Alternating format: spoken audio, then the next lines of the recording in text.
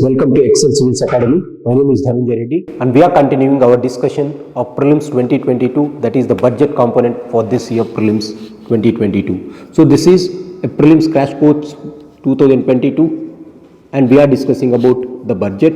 In our earlier classes we have seen what is budget, what are the types, classifications of budget, we have seen what are the deficits in budget, and we have come across the so-called FRBM Act, right? Now in this budget we are going to discuss the final aspect of the basics, that is called what or how the budget is actually presented, how budget is presented in the Parliament of India,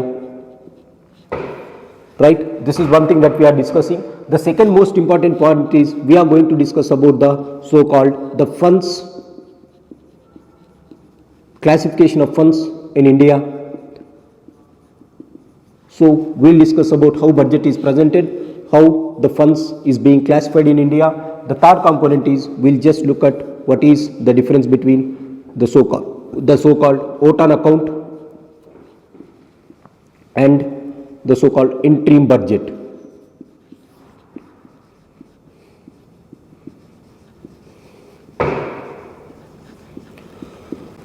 Before discussing this, we have to be very clear about one term that is called the fiscal policy.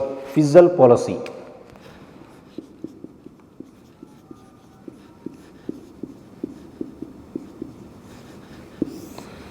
In order to revive any economy, in order to stimulate the economy, government of that economy can do in two ways. Either the government can stimulate the economy, or either the central bank can do or can stimulate the economy. Economy which is going at one way, economy can be stimulated by two agencies. One is the government agency, the other one is the central bank of that economy. If government is intervening into the economy in order to stimulate it, the term that we use is fiscal policy. Fiscal is associated with government. Remember that, because this is again a previous year prelims question. They might ask which of the following is a fiscal policy. Fiscal policies are those policies which government of India comes out with in order to stimulate the economy. So the term fiscal is related with the so-called government. So you have to remember this. Now, how a central bank such as RBI can stimulate your economy? RBI can stimulate your economy through one measure, that is called through its monetary policy. Monetary policy transmission.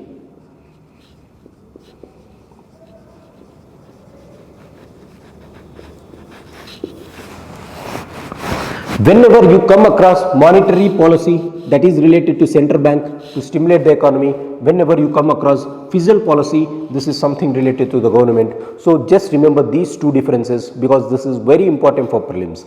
Now, one of the major components of your fiscal policy, how our government does stimulated this economy through your fiscal policy. The major tool to stimulate the economy through fiscal policy by government of India is by the so-called annual financial statement. So annual financial statement is one fiscal policy through which government of India is going to give subsidies, or going to announce subsidies, it is going to collect taxes or the slabs, it is going to say subsidies, or it is going to say the incentives that it is going to give. So in this annual financial statement, it says what am I going to do in order to stimulate the economy. Hence, it has to be remembered that whether it is taxation, whether it is subsidies, whether it is incentives, all these things comes under the fiscal policy of government. So you have to remember that. There is one more thing called fiscal stimulus, is the stimulus that it gives to revive the economy. The second component is the fiscal consolidation component, which means the measures that government of India does take in order to reduce the so-called the expenses, that you call it as fiscal consolidation. Consolidation means reduce the expenditure, reduce the unnecessary expenses, so that you will be going in a good path. So that is called fiscal consolidation. So remember these terms, they might ask the terms itself. Now let's go and discuss how budget is, or annual financial statement is presented before the Parliament. As per Article 112, you have certain steps of presentation. The first step that is involved in the presentation of budget is, first thing, the presentation of budget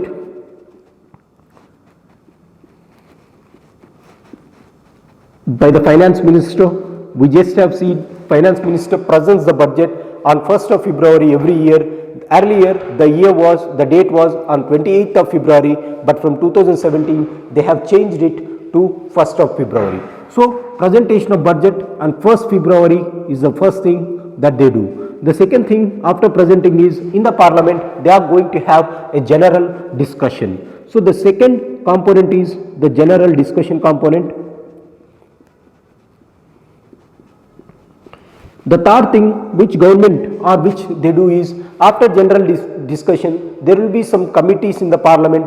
They will send to the committees to scrutinize. So the third one which comes is scrutiny by departmental committees.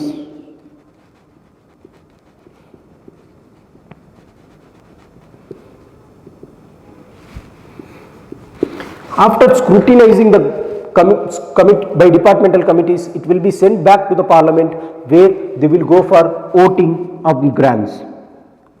Voting on grants. The moment they vote on grants, then it will be passing of appropriation bill. And then after appropriation bill is passed, the final will be passing of the finance bill or the budget. And then it will go to the second house, and there the discussions will happen, that is called Rajya Sabha, right? There the discussions will happen, even though if Rajya Sabha, they have allowed general discussion, but they do not have the power to amend the money bills, so that will be sent back to the Lok Sabha again, and then Lok Sabha passes with the same theme that they had before passing it to the Rajya Sabha, right? And then after discussing that, they will be sending it finally to the president for his assent. So this is the order, or this is how the so-called budget is presented every year in India. First, for one day they will present the budget. I said before one day of the budget, they will go for economic survey, they will have the general discussion, then they will go to the scrutiny by departmental committees, and then they go for voting on grants, then passing of appropriation bill and passing of finance bill. These are the 6 stages of passing the budget. So remember this. And now the question is, why they have shifted it from 1st February from the so-called 28th February, which used to be the date of presentation of budget before 2017. This discussion, or in order to answer that question, we have to understand one term that is called vote on account and interim budget. So this decision or this discussion leads us to the concept of vote on account and interim budget. Now before going into that, it has to be understood that in order to have, or in order to qualify, or in order to pass through all these stages, it takes minimum a time of 2 months. It takes a time of 2 months to go through all these 6 procedures or 6 processes. Now in these 2 months, they are going to present, they are going to general discussion, they are going to scrutinize. So if it starts on 1st February, it is going to end by March 31st. 2 months. Right? This is the approximate date, or this is the date by which they wanted to finish. If they are finishing it in March 31st, they will be ready for the financial year. I said this financial year starts on 1st April. This is the only reason. In order to ensure that the budget is passed before the financial year, they have brought this to one month ahead. Had they been continuing with the same trend, that is called on 28th February, then it would have passed on April 31st, then there should have been a delay of at least 1 month in passing this budget, and a delay of 1 month before releasing the finances. Hence, in order to avoid this confusion, in order to avoid these things, they went for shifting the budget to 1st February from 28th February. This is the first thing that you have to have. Earlier, what it used to happen is, there is one concept called vote on account before 2017. What is this vote on account? If it is introduced on 28th February, it is taking 2 months from 28th February. That is, it used to take until 31st February, March, April, and then the vote on account will be passed, or budget will be passed only after April. By this time, your financial year has started. Now, in order to meet the expenses during these 2 months, or during this 1 month of the financial year, what they thought is we have to introduce OTAN account. That is, we introduce some funds or we introduce some money into the system. For 2 months, we will release the money beforehand, so that in order to meet the expenses during this phase of budget, they can have the account. That is called OTAN account. OTAN account, it is different to your budget in only one way, that is, it contains only the expenditure component of your budget. It doesn't contain the revenue component of your budget. So it has to be understood. Now, with the concept of shifting, by shifting it to 1st February, OTAN account was not made, or it lost its relevance today. There is no relevance for OTAN account. The only thing is, if they ask, because one time they have asked this, OTAN account is in order to meet the exigencies between this financial year, before passing this budget, they keep expenditure budget for 2 months to meet 2 months, and they allot some money for that 2 months. That is the reason that is called OTAN account, but today it's lost its relevance. This is called OTAN account. Next one is the last one, that is called the interim budget. What is this interim budget? Interim budget, whenever there is an year, if the financial year has some general elections, then at that point of time, it would not be wise and the ruling government to go and introduce the full term budget. Hence, they confine their budget until that elections. Once the elections are done, general elections are done, if there is a change in the government, then that new government will introduce its own budget. If there is a continuation of the ruling government again introduces the budget. So, general elections or interim budget is like an interim provision during the general elections, and it contains it is similar to your budget, similar to your general budget.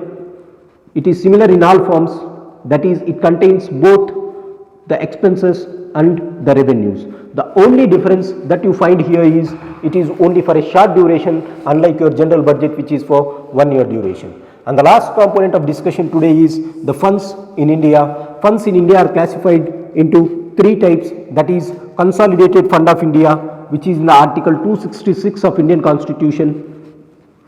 Then there is Public Account, that is Article 266 again, and then there is Contingency Fund, which is in Article 267. What is Consolidated Fund of India? This is the fund from which, or this is the fund to which the tax revenues and all other revenues of government is going. Government revenues will be going into this fund, and in order to get money from this fund, you require the Parliament approval. Parliament approval is required to get money out of this Consolidated Fund of India. Now, how Parliament gives its approval? It gives approval by passing the so-called appropriation bill. Whenever they pass appropriation bill, they appropriate a particular amount to a particular scheme, and then they are going to give this amount, or they are going to open Consolidated Fund of India and they are going to give this money. And the fund in Consolidated Fund of India, basically it will be made or it will be charged. So there will be 2 types here. What is charged on Consolidated Fund of India? Charged means it is not required for Parliament approval. If it is made from Consolidated Fund of India, it requires Parliament approval. So that is another thing. It is charged. For example, the duties or the salaries of judges of High Court, judges of Supreme Court, or the salaries of COG, or the salaries of election commissioners, they were charged upon the Consolidated Fund of India. It doesn't require voting or the approval of Parliament. But except this, every other thing has to be voted by the Parliament of India. So this is about a brief thing about Consolidated Fund of India that they might ask in prelims. The next one is the public accounts of India. What do you mean by public account? You have the small saving amount or small saving interest, small interest schemes that Government of India is having, or post office savings, PF accounts that Government of India is collecting. So this is called public account of India, and the amount which is gone into this public account of India, government doesn't require Parliament approval. That is one thing that you have to understand. Doesn't require Parliament approval, and Government of India is liable to pay back this public account to the public whenever their small saving schemes end their tenure.